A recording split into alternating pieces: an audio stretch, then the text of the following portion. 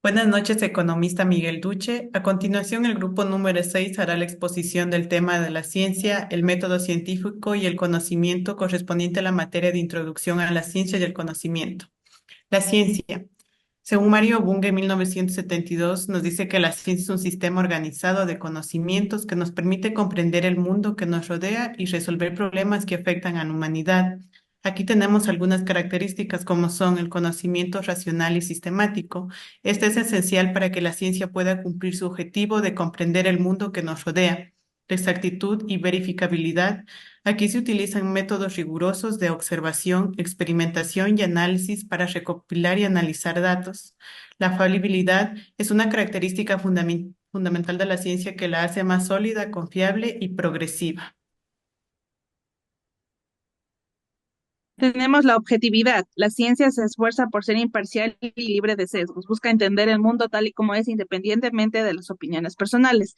También tenemos que las ciencias se dividen en dos tipos. Ciencias formales, que incluyen la lógica y las matemáticas, aunque son rigurosas y verificables, no se ocupan de hechos concretos, sino de entidades ideales. Y las ciencias fácticas, que estas se centran en la realidad empírica, investigaciones en campos como la física, biología o sociología pertenecientes a esta categoría. Un ejemplo claro es el ejemplo cuando los científicos estudian el efecto de un medicamento en pacientes con una enfermedad específica, están aplicando el método científico al observar, experimentar, formular teorías basadas en una evidencia empírica. El método científico. Para Bunge, el método científico es una metodología sistemática que busca conocimiento científico mediante la observación, la experimentación y el análisis.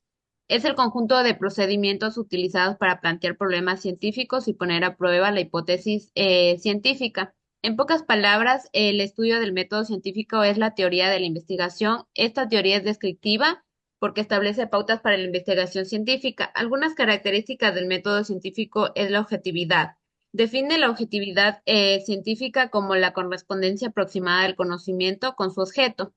La verificabilidad se define como la posibilidad de comprobar o refutar una proporción mediante la observación y la experimentación.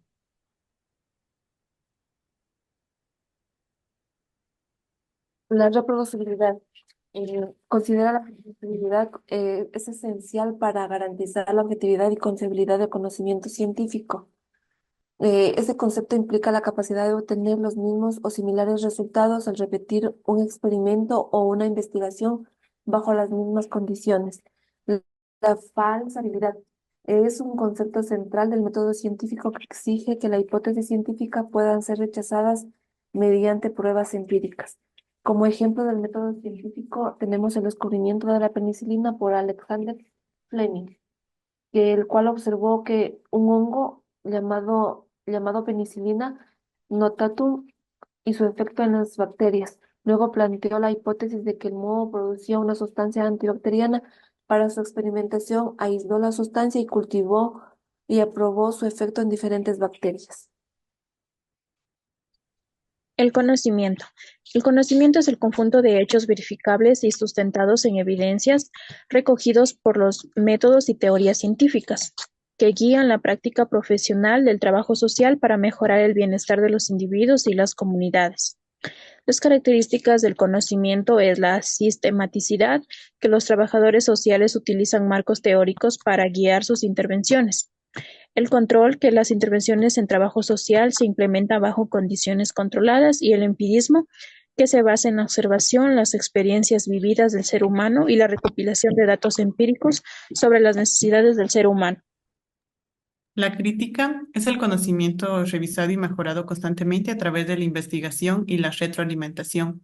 La objetividad se enfoca en hechos observables y medibles, eliminando sesgos para asegurar que las intervenciones sean justas y efectivas. Tenemos ejemplos, por ejemplo, la evaluación de necesidades es mediante encuestas, entrevistas estructuradas, los trabajadores sociales especifican un programa de intervención adecuados para cada una de las necesidades de la comunidad específica.